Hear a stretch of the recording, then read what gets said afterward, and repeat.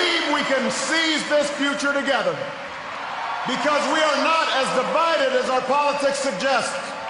We're not as cynical as the pundits believe. We are greater than the sum of our individual ambitions, and we remain more than a collection of red states and blue states. We are and forever will be the United States of America.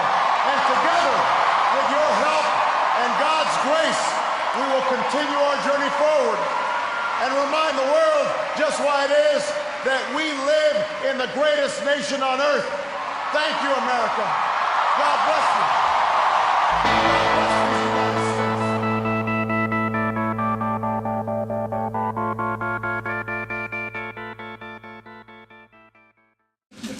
I've been teaching American politics here since the late 80s.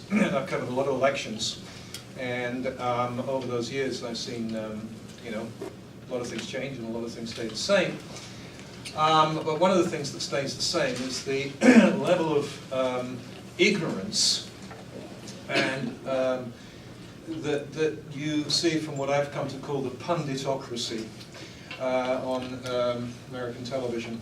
These are not races, they are elections. And just once, I'd like somebody on CNN to correct somebody who uses the word race. It's not an election. There's no battleground states. There's no ground games. I actually heard one commentator call one race a slugfest. There was constant talk last night about America being a divided nation. And if you look at the results, 50% for Obama, 49% for Romney, and you look at the face of it, it looks as if things are split, very divided. And my answer to that is, well, yes and no, right? Most people in the United States now identify as independents, not as Democrats, not as Republicans. But the reality, of course, is that vast numbers of people, many people, are quite happy to vote for Obama for president and a Republican for governor, or a Republican for the House of Representatives. And furthermore, you know, I've often been of the view that the vast majority of Americans are both fiscally conservative and socially liberal. I was happy to see women gain some seats in the Senate. It's historic, 19 out of the 100. 19 out of the 100, so the most ever. So baby steps. Baby steps. You know, this is something to celebrate, and I'm sure the Center for the American Women for Politics at Rutgers will have some sort of talk about this historic moment.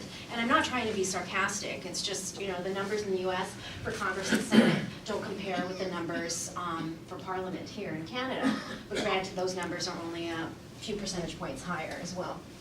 The early results for youth are noting that they came out. They weren't sure that the Get Out the Vote campaign was going to be strong enough to capture them, but the early numbers are showing that they did come out. Since about, I don't know, early 2000s, African Americans are no longer the majority minority in the U.S. Instead, it's people of my background, Latinos or Latina, who are now the majority minority.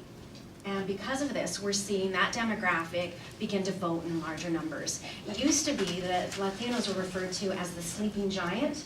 You know, their vote would weigh lots if they voted.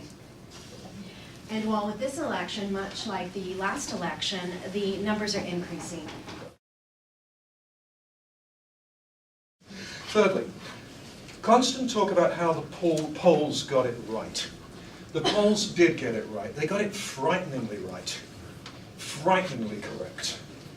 Well, they're right because voters are increasingly monitored.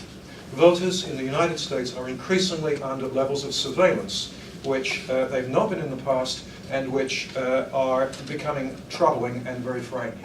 Through new technologies, through the monitoring of people's internet behavior, through canvassing, the use of smartphones by canvassers, you know, experts will tell you that this is a sign that the polling is working. It's a sign that the Get Out the Vote campaign is working, and it did yesterday, but it did at a price.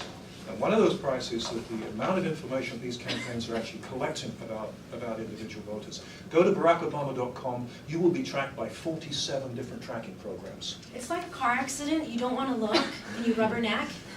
You know, you don't want to be swayed by the polls, but people watch them. And there are these fancy different sports or almost blood sport metaphors that are used, so you want to look, even though you're thinking, I shouldn't care, you know, I shouldn't be swayed by this.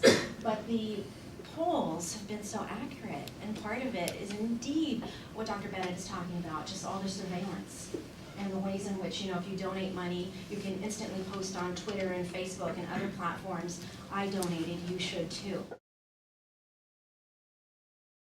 You know, the Obama campaign, the administration is happy, they have this sigh of relief, we won, we did it.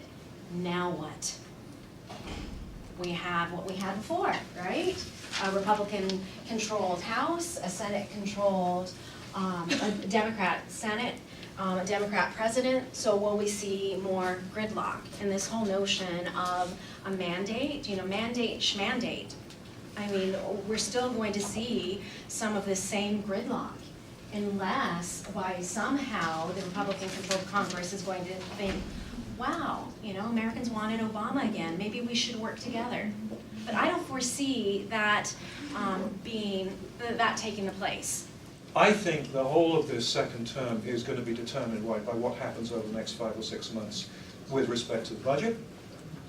If nothing happens, the fiscal cliff, there's another metaphor, you know, the automatic sequestration that kicks in as a result of the Budget Act that was passed last year will kick in, and over 10 years there'll be $1.5 trillion of cuts, both to defense and social programs, unless Congress and the President can agree on something to do about it.